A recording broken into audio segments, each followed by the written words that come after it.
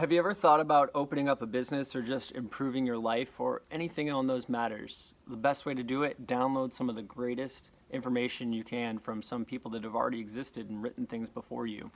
And this is a great book. It's called Anything You Want by Derek Sivers. And Derek Sivers made a $22 million company from scratch. He didn't even mean to make the company. He calls it an accidental company that he made. It's called CD Baby. And CD Baby was a company that in the early dawn of the internet helped sell music online. He just was trying to sell his own music. At first he was a musician and he'd put his CDs on there for sale, and he made a little platform, by working just a little hard trying to figure things out, and it was good enough where people could come to his website, click and buy the CD and sample the CDs. And it worked so good that other friends were like, hey, Derek, can you put my CD on your site as well, and I'll give you like a commission if you sell them. So he said, sure.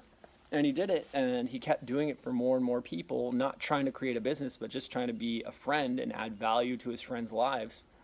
And after a while, he had so many people asking him that it became a business. And towards the end, it became a $22 million company that, was a behemoth to selling CDs on the internet before iTunes and all that came in and really knocked everybody out. But he was able to sell his company for $22 million before the crash would come later. And I'm going to help download this information into your brain. This is some great gold nuggets, and you need to know this. If you want to create businesses, improve your life, you need to know some of the key things from really smart people that have existed before you. Learn from their mistakes so you don't have to make them yourself.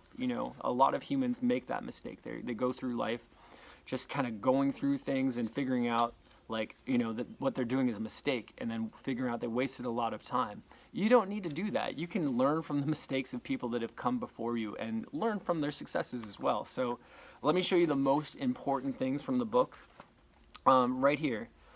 He always talks about constantly improving companies and focusing on your customers. If you can do that, you're always going to succeed. The thing that a lot of entrepreneurs end up doing is concentrating on how things can be more profitable, how they can do things for the business. But if you focus on making your customer insanely happy, they're going to promote you like crazy. And that's the best type of promotion you can get.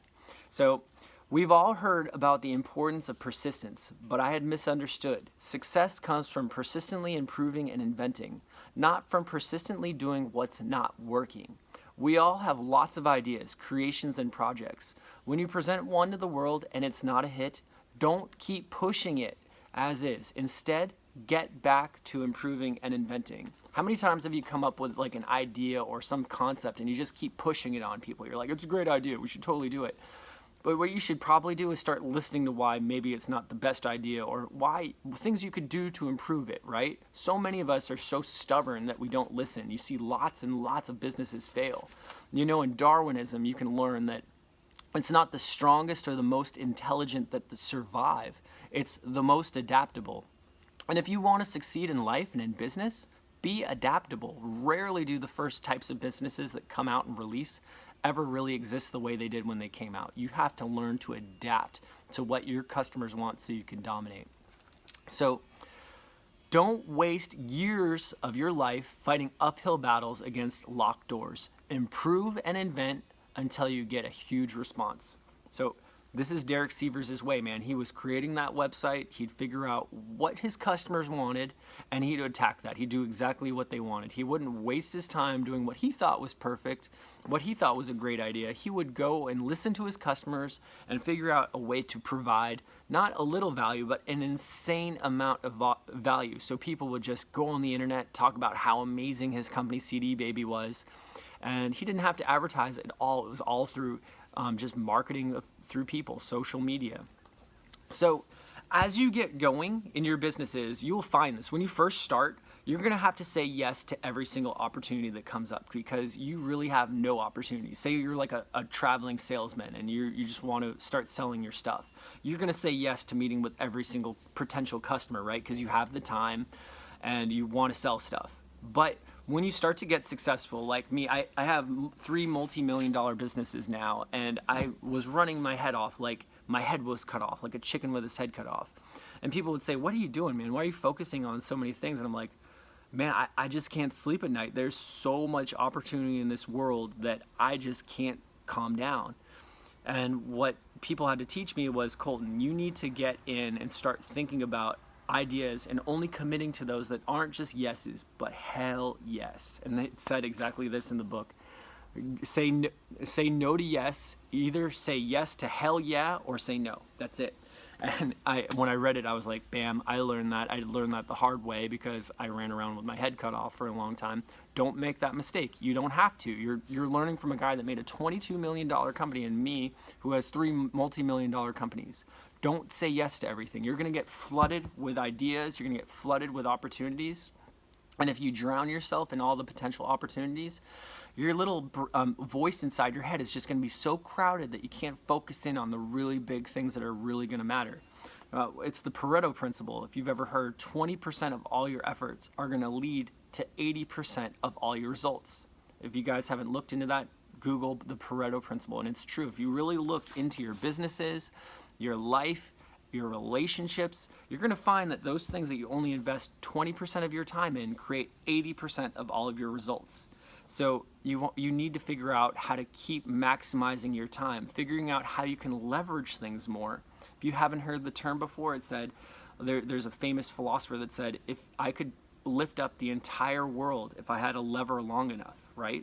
And that type of person is thinking about actually maximizing their time and resources and creating tools to actually do really well in their life. So when you're presented with a billion ideas, say no to them, okay? Only say yes to hell yes ideas. All right. No business plan survives the first contact with customers, and that can't be even more true. When Groupon and Twitter and all that came out, they were completely different companies when they were first released. Twitter wasn't even a company that was engaging in just set up to have people send little tweets. It was set up as a completely different company. They found as they kept going that people liked the fact that they could instantly put news feeds on board and people would follow them, and they pivoted their entire company to go in that direction. There's a great book on that, and it's called The Pivot Strategy. And you need to understand what it is to pivot, because every single business, mine included, and Derek Sivers, if you read the books about CD Baby, everyone's got to pivot their business at some point to line up with exactly what the customer wants. Not what your business plan was in your head, but figuring out how you can make the products go directly to the customers that you need to and make some real money. All right? So the advantage of no funding. This is a great one. A lot of people think, like, they come to me, they're like, Colton, it's easy for you, man. You got money. So if you've got money, it's easy to make money. You need money to make money. And Tony Robbins, in my opinion, says it best. He says, the world does not belong to those that have the most resources.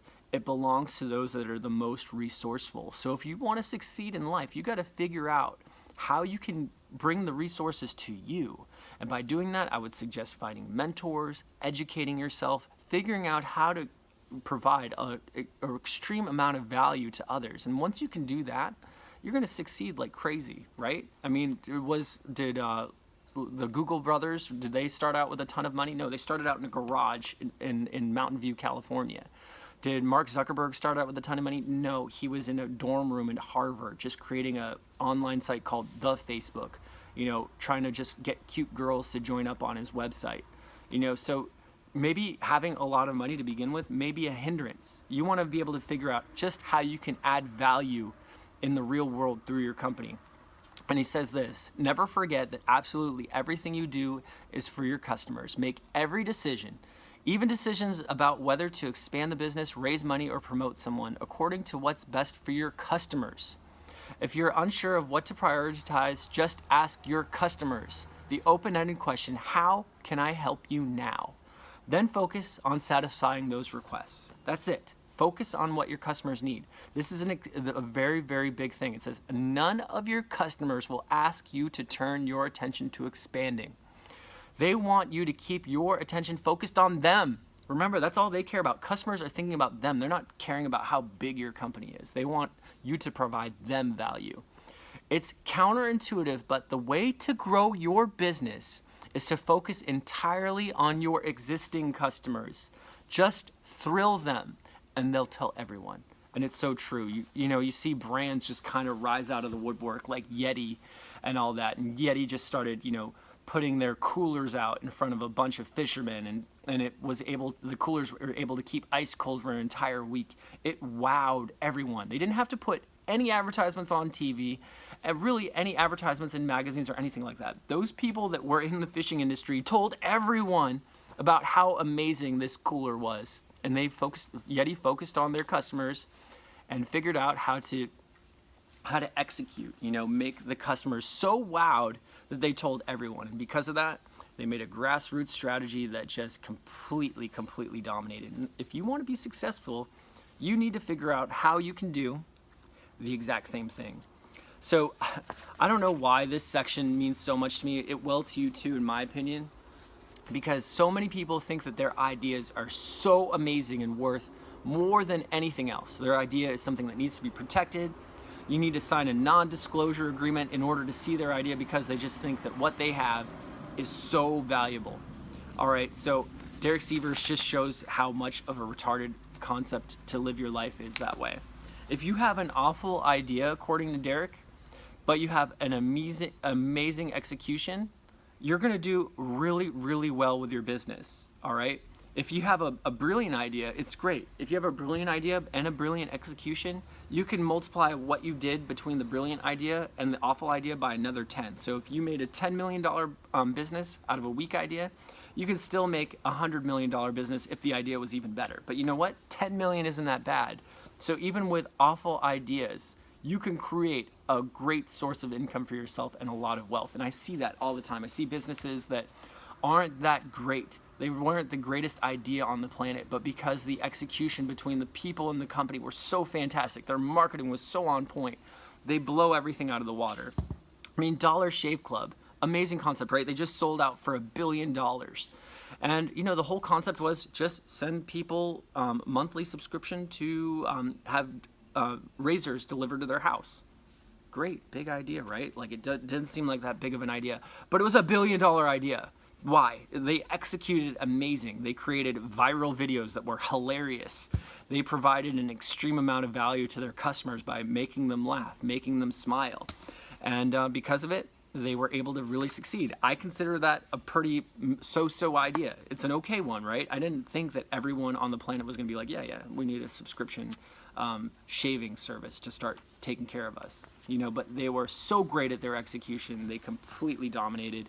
And you see things that are amazing ideas that really, if someone else greater than them had the ideas, they would be able to completely dominate. But execution is king. You need to focus on being able to execute.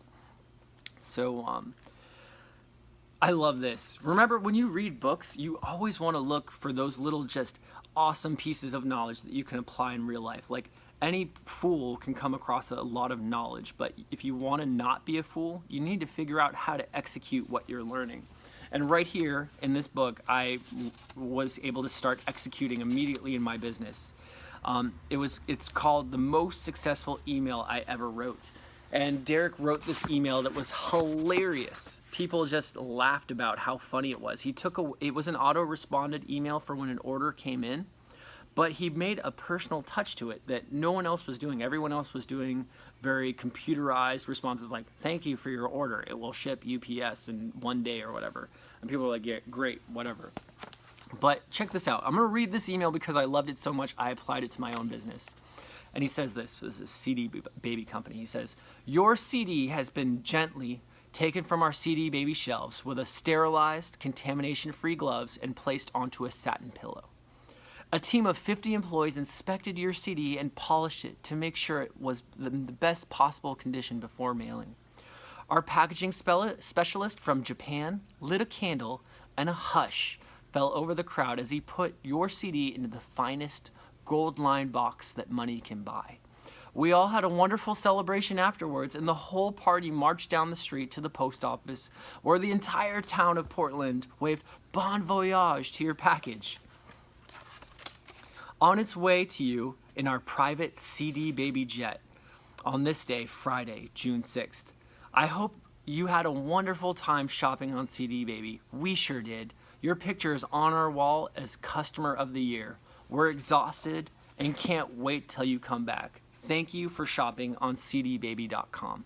Now, I know not everyone's going to read their emails. I certainly don't. But sometimes if I have an extra minute, I'll go through and read a little bit more. And if you can just add that little glimmer of laughter into someone's life, provide that value just out of nowhere. Like you didn't ask for anything in return for making that customer chuckle.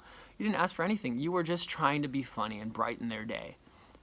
Customers don't expect that anymore. Companies are all about making that transaction happen. Thank you, here's your CD, the end, right? But if you could just go above and beyond and just add that little bit of extra value that no one else is doing, you're going to completely dominate. And we teach people how to do that now in our classes as well, on selling on Amazon or through our Facebook ad stores and Shopify stores. We teach people that they need to add more personalized touches to their automated autoresponders because people love it. It's going to increase your return on investment.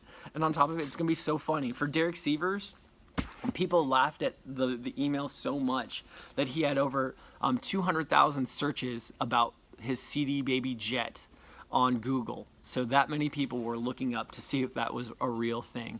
And it's just funny, so always think about how you can add value to your customers' lives. It's going to make your businesses grow, thrive, and make yourself grow. Read, just download these types of things into your brain. If you want to create, I would like to create a $20 million business. I'm about a quarter of the way there. And if I really want to get there, figuring it out through trial and error is going to be a way I could do it. But if I can download as many of these types of things into my brain, I tell you, as soon as I started reading, my income started going up. I guarantee yours will too. So take the time, invest in yourself, get courses, download information into your brain. The more skills you have in this life, the more income you're going to have, guaranteed. So double down on yourself, guys. Invest in yourself. Click the link below, subscribe to me. I'm going to tell you guys more and more awesome books that are going to be very valuable for you guys, that if you download this knowledge, you're going to be so thankful. So subscribe to me, Colton Schul, watch my channel. I love you guys. Peace.